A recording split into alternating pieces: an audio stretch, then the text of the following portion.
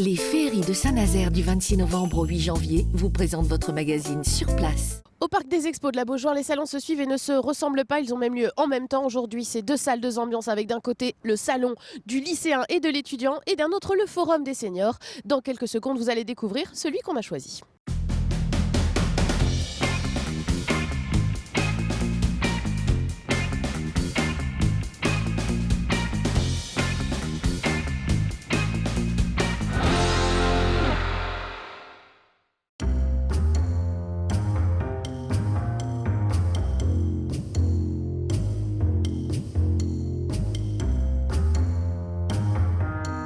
Bonjour à tous, bienvenue dans Sur Place, l'émission qui se déplace là où se passe l'actu. Et aujourd'hui, l'actu, c'est le forum des seniors qui a lieu aujourd'hui et demain au Parc des Expos de la Beaujoire. On va vous présenter à l'intérieur quelques exposants et tendre le micro aux gens qui sont présents. C'est parti.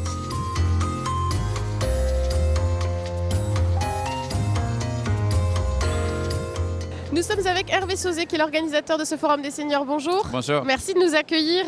Grand rendez-vous pour les seniors dans l'Ouest. 8000 personnes sont attendues à peu près sur les 3 jours que vont durer ce salon. Première question, c'est qui les seniors? À partir de quand on est senior et qui sont ceux qui viennent vous rendre visite sur ce salon? On peut être senior à partir de 50 ans, disent les gens de marketing, parce qu'il y a des changements de vie importants à ce moment-là. Les enfants s'en vont, la vie professionnelle commence à se terminer. Je vais dire ça à ma mère alors qu'elle est senior. Voilà. En général, on n'aime pas trop qu'on vous dise qu'on est senior. De toute façon, un senior se sent 10 ans plus jeune qu'il n'est. Oui.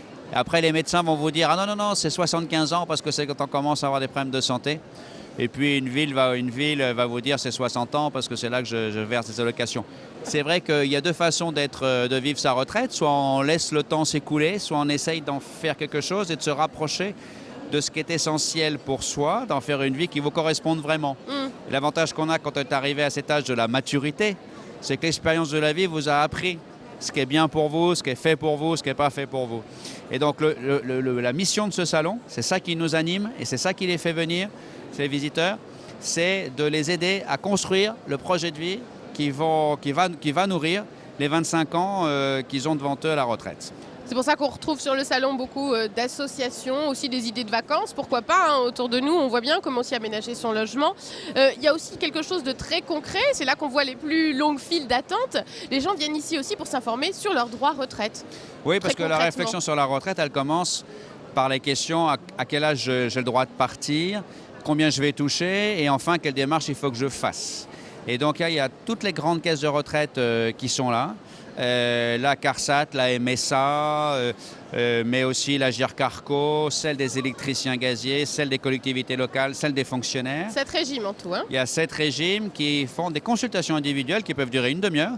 Et les gens en sortent avec un point absolument complet sur leur situation personnelle et donc à quel moment ils peuvent partir et s'ils partent plus tard, combien ils vont toucher en plus, s'ils partent plus tôt, combien ils vont toucher en moins et s'ils veulent faire du cumul emploi-retraite, comment il faut faire, dans quelles limites, etc.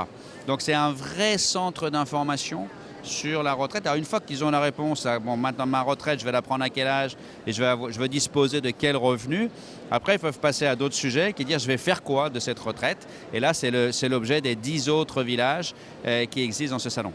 C'est pour ça qu'on passe en moyenne 2h20 sur le salon pour faire le tour, d'autant qu'il est encore plus gros cette année. Vous avez des exposants supplémentaires. Vous avez aussi agrandi l'espace association, puisque voilà, les personnes aussi à la retraite ont envie de s'investir dans les associations. Il y a un retraité précisément sur 3 qui est membre d'une association. Et en fait, ça correspond à l'envie de continuer à exercer des compétences, d'une part. J'ai les compétences, mais je ne suis plus en entreprise, je ne travaille plus, mais je pourrais les mettre au service d'une cause qui m'est chère. Et donc la deuxième motivation, c'est la générosité. Les seniors sont généreux.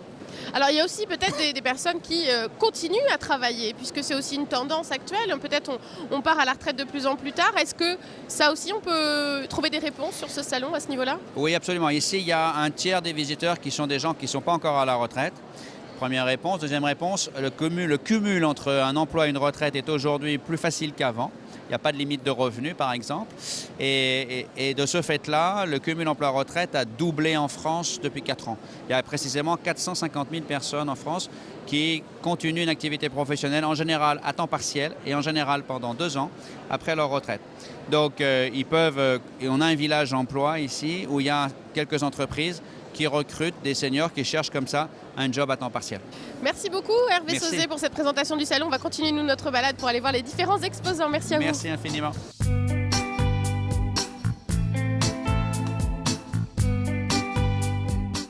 Pourquoi vous êtes venu au forum? Vous venez prendre des informations précises? Oui, tout à fait, pour préparer ma retraite bientôt, l'année prochaine. Vous avez fait la queue pour avoir des infos? Oui, mais bon, c'est toujours intéressant d'avoir le maximum d'infos sur place. Une fois qu'on a ces infos-là, on continue à faire un petit tour aussi dans le salon pour prendre des infos pour occuper sa retraite justement? Voilà, dans différents domaines, oui, entre autres au niveau de l'alimentation, des activités sportives également. Et là aussi, la pêche a été bonne? Oui, très bien, oui. Là, il y a moins de monde quand même sur ces stands-là.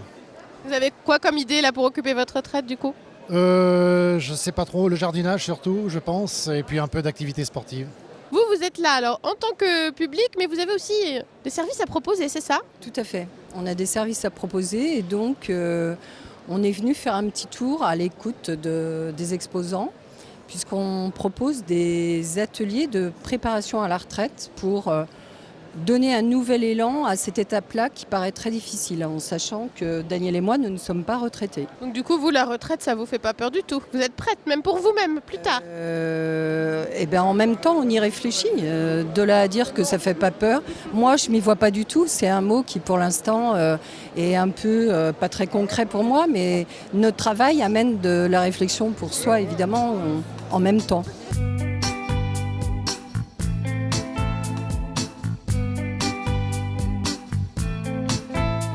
Comme sur tous les salons, il y a bien évidemment des hôtesses. C'est aussi le cas du Forum des seniors. Et parmi les hôtesses, il y a Sylvie. Bonjour. Bonjour. Alors, il semblerait, on nous a dit que vous vous êtes présentée, vous, spontanément, pour être hôtesse sur le salon. C'est ça la vérité? Alors tout à fait, il y a 2 ans, j'avais 60 ans en 2014 et je me suis dit qu'en regardant l'exposition de tous les thèmes des seniors, je pouvais avoir ma place et donc je me suis présentée spontanément en envoyant un petit mail. Voilà, et donc vous êtes hôtesse. Il y a beaucoup d'étudiantes, je crois, aussi d'Audencia. Mais voilà, il y a aussi vous. Oui, puis je crois qu'il y a encore une autre personne de mon âge. Donc, mais je pense qu'on a notre rôle à avoir dans ce salon, précisément parce que nous, on est concernés aussi par toutes ces conférences. Donc je prends des notes aussi malgré tout. Et donc, ravie d'être là. Et vous, votre rôle, c'est, là, il y a une salle de conférence dans le fond du salon. Vous assistez aux conférences et vous prenez des notes. Alors je prends des notes, j'accueille les intervenants, je regarde si tout est OK, je leur fais des petits signes quand ils dépassent un peu trop le temps de la conférence, j'accueille les personnes et puis après je passe le micro pour les questions. Je pense que voilà, c'est une mission intéressante que j'aime beaucoup.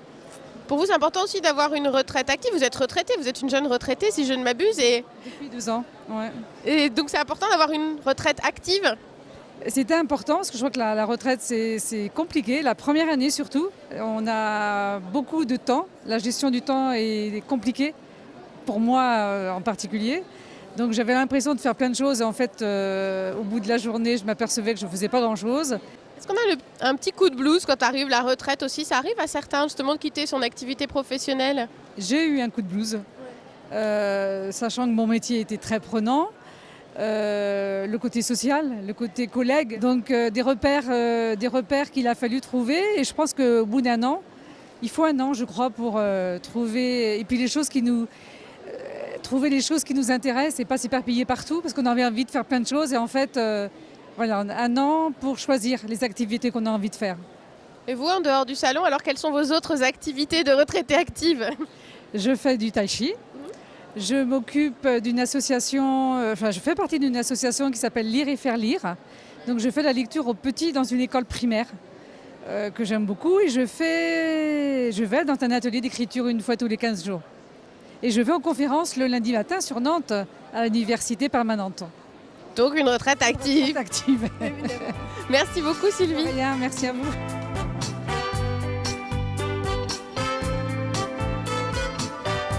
Nous Nous sommes à présent dans le coin qui s'appelle Silver Lab, le coin du salon où il y a des expériences, des innovations avec le numérique. Et Shop Hop Hop est présent, tout en rose, on ne peut pas vous louper. Exactement, on a sorti à la moquette. Voilà, c'est ça, c'est nickel. Et du coup, vous proposez un service de livraison entre particuliers. Vous pouvez nous expliquer un peu le concept ? Ouais, donc c'est effectivement ça, c'est un service de livraison entre particuliers. En gros, c'est la possibilité pour une personne qui a effectué un achat chez un commerçant, que ce soit sur Internet ou en magasin physique, de se faire livrer sa commande à domicile au jour et à l'heure souhaitée. Et la particularité, c'est que cette livraison elle peut être faite par une personne comme vous, encore comme moi, quelqu'un qui va profiter d'un de ses trajets sur la ville de Nantes, passer récupérer la commande au magasin, la livrer au domicile et qui pour le service rendu du coup va gagner un petit peu d'argent. Si vous connaissez le principe du covoiturage, c'est exactement la même chose, sauf qu'ici on ne transporte pas des personnes mais des courses, des colis, des marchandises. D'accord, donc c'est un peu du blablacar transposé sur des marchandises. Exactement, à l'échelle d'une ville. On ne fait pas de livraison entre Nantes et Angers par exemple. Donc là, oui, votre présence sur le salon, c'est pour présenter cette solution, la tester aussi, c'est ça ? La présenter, la tester, leur montrer aujourd'hui quels sont nos outils, donc notre site internet et l'application, voir si ils le trouvent plutôt facile d'utilisation ou bien compliqué, et de surtout, on va dire, prendre les retours de potentiels utilisateurs pour nous trouver des nouvelles solutions en lien avec leurs habitudes et leur mode de consommation. On est un petit peu dans l'imagerie de se dire que les seniors, ils ont peut-être du mal avec les outils du numérique, avec Internet, avec des tablettes, avec des choses comme ça. C'est peut-être un cliché. Vous, qu'est-ce que vous avez constaté depuis que vous êtes là ? Est-ce qu'au contraire, les seniors sont demandeurs de ce genre de technologie ? Ouais, de plus en plus. En fait, on a vraiment, on va dire, deux typologies. On a les technophiles et les technophobes. Et on a des gens aujourd'hui qui sont seniors mais qui consomment sur le web, qui ont une adresse mail, un accès Internet, que ce soit pour chatter avec leurs amis, leur famille ou pour consommer sur Internet. Ou à l'inverse, on a des gens qui sont très, on va dire, attachés aux valeurs d'aller dans le magasin, d'aller voir les produits, d'aller essayer les produits. Donc on a ces deux typologies aujourd'hui dans les seniors, mais potentiellement demain, tous deux peuvent être utilisateurs de la solution.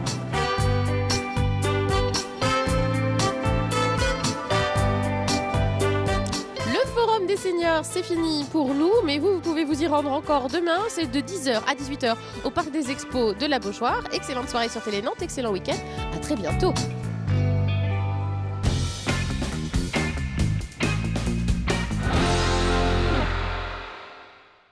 Les féeries de Saint-Nazaire, toute la magie de Noël à Saint-Nazaire du 26 novembre au 8 janvier.